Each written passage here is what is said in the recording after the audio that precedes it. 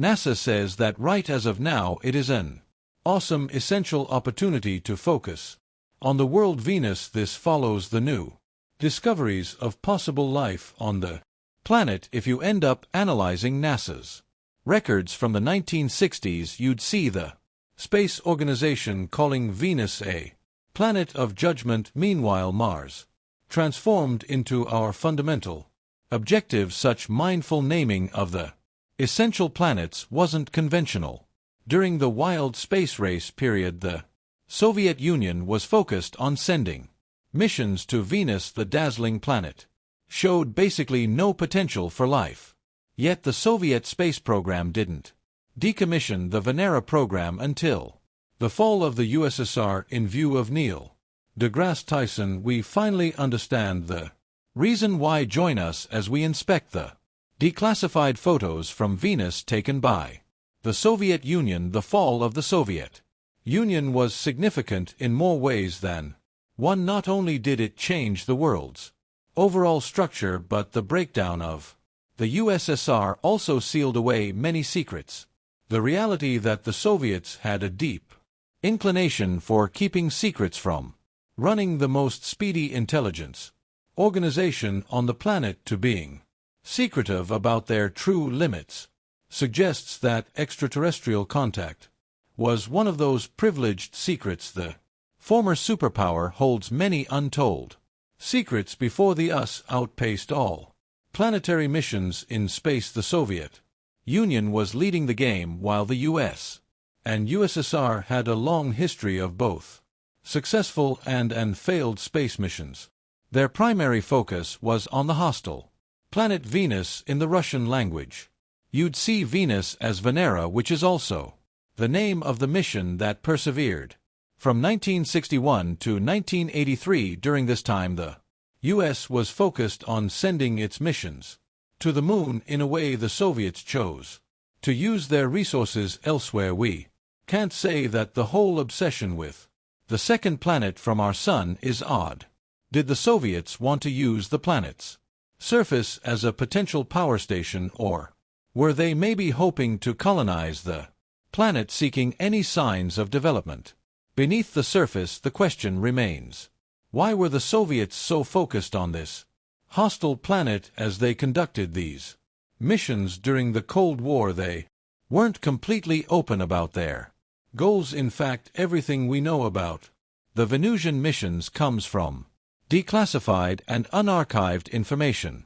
By the way, after such a lot of effort pinpointing what the Soviets were actually searching for and whether they ever uncovered the secrets of Venus, we must note that the Soviets didn't land on Venus once or even twice, but regularly. That's true. The Soviets launched 28 costly rockets around the planet. Also, 13 of those entered the Venusian atmosphere, while 8 actually landed. Such complex missions put the Soviets in a leading position in space exploration. Sure, the US was a close second, but NASA was more focused on satellites and innovative technology than on searching for life on other planets. Their attention was on Mars, which in turn wasn't particularly strange or especially wrong. Your history course probably won't tell you this, but the Soviet space program was the first to send a probe into the atmosphere of a planet other than Earth. It also had another series of firsts to its name. The USSR became the first country to achieve a soft landing on another planet, returning pictures and sounds from the surface of that planet. The Soviets had their own one small step for man, one giant leap for mankind moment long before the US. So why do we only occasionally hear about such achievements? Well, remember what we said about the Soviet affinity for keeping secrets. That's only one of many reasons for the oversight of the Soviet space program. In 1992, the famous office was decommissioned following the breakdown of the USSR, and the program had to be re-established under a new Russian identity. Roscosmos. Many of its original records were either lost or destroyed. This is precisely why we don't have an unambiguous answer regarding why.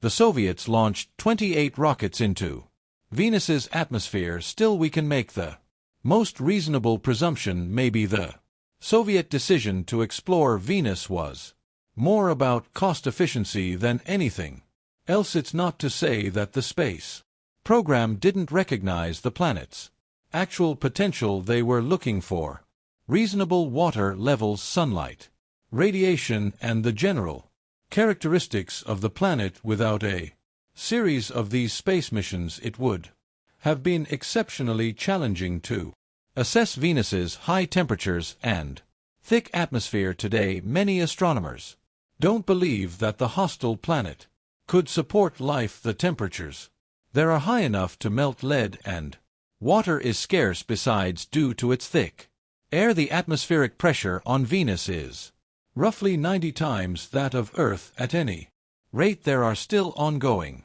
advancements, and to dismiss the USSR's contribution to the investigation of Venus is to change history. As far as the Soviets were concerned, Venus was worth studying, even though exploring other, more hospitable planets like Mars wasn't entirely impractical. It was more costly than sending probes to Venus. Everything essentially boils down to the distance from Earth to another celestial body. On average, the hostile planet is only 40 million km away from our home, while Mars is on average 250 million kilometers away. Such vast differences in distance result in enormous differences in cost. Had the U.S. not been the world's largest economy, it might have never even explored Mars. Various reports suggest that Soviet missions were dangerous and had significant technical gaps. Of course, the rockets couldn't cover immense distances, and the organization had a poor history of losing contact with its rockets, so it makes sense why the Soviet space program chose a more pragmatic and relatively closer mission that would yield results. At any rate, if we don't consider the space race in this context, the story of the Venera missions would be incomplete. The U.S. wasn't even on the space map when the Soviet program launched the first artificial satellite Sputnik 1 in 1957. This move began the space race and kept its momentum. What's particularly interesting is why the U.S. focused on the Moon rather than Venus. NASA had a series of disappointments with its Venus missions during the 1960s, and thus the U.S. Space Organization hit a diversion known as the Venus Curse each time they launched a probe into Venus's atmosphere. It failed. This was exactly when the Soviet Union saw an outstanding opportunity to capitalize on NASA's failures. Around that time, both the U.S. and the USSR were determined to win the space race. The best strategy was to exploit two specific opportunities. It was a quiet yet indisputable strategy. The Soviet space program seized Earth's sister planet as its first victory in the space race, accomplishing something its rival had failed to do. No matter what the Soviet Union's limited resources and wavering government were no match for the relentless pursuit of their space goals. They repeatedly launched missions to Venus to maintain their leading position over the U.S. in contrast to NASA's focus on the Moon. This key decision wasn't without ill will. Additionally, clever exposure was used to cloud their major failures with Venus. The American government was prompted to explore the USSR's focus on the planet, with the media labeling Venus the evil planet, while Mars became humanity's destiny. These names didn't matter to the Soviets. Their mission was to show their supremacy over the Americans, and they succeeded in doing so. The Venera missions are nearly forgotten in modern history, but despite their early difficulties, these missions were remarkably advanced, super innovative, and aggressive. At the start of the space age, the Venera missions led the way. Back in the 1950s, the Soviets began testing the designs and technical details of the probes. Over the next 30 years, they continued to build and launch interplanetary rockets as part of the Venera program. Since the program ran alongside the Cold War, the Soviets focused on improving their resources.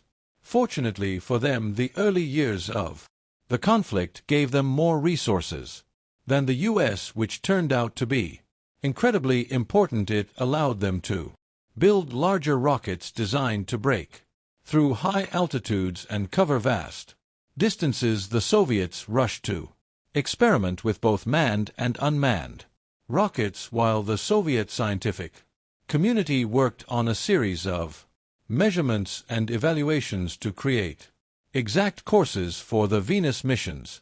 Behind the scenes, their Mars programs were also running. Nothing was more important than developing advanced instrumentation for these missions. This led to significant breakthroughs in the history of space exploration. In 1966, the Soviet Union launched Venera 3, making it the first artificial probe to enter the atmosphere of Venus and successfully land on the planet's surface.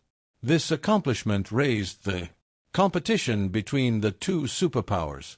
Unlike the American missions, which were plagued by failures and accidents, the Soviet program continued to make progress. Despite their wins, the USSR managed to send successful probes into Venus's atmosphere. The main point of content with this approach was the limited design capabilities. The Soviets quickly overcame their design issues and launched the most sophisticated probes of the Venera program during the 1970s.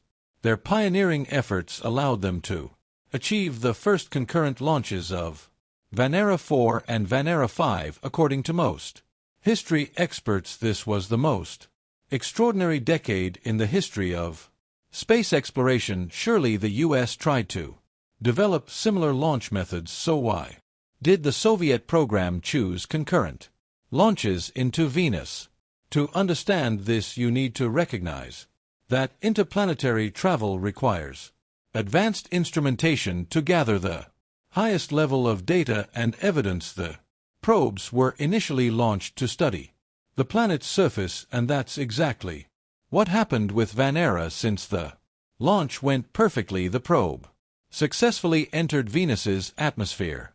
The Soviet program continued with Venera 5, but this wasn't simply a repeat of the first launch. The second probe was specifically designed to gather detailed information about the planet. Ultimately, Venera 7, the last successful launch, made history by being the first spacecraft to land successfully on Venus. The entire mission represented an intense rivalry between the Soviet Union and the US. The Cold War space race never slowed down. The success of Venera 7 was a monumental achievement. It became the first space vehicle to send back messages from the surface of Venus, an accomplishment that had eluded NASA and other based organizations. It sent data for over 23 minutes before losing contact, which was a remarkable achievement given the extreme conditions on the planet. This triumph was part of the USSR's broader strategy to showcase its supremacy in space exploration at a time when the US was focused on its moon missions.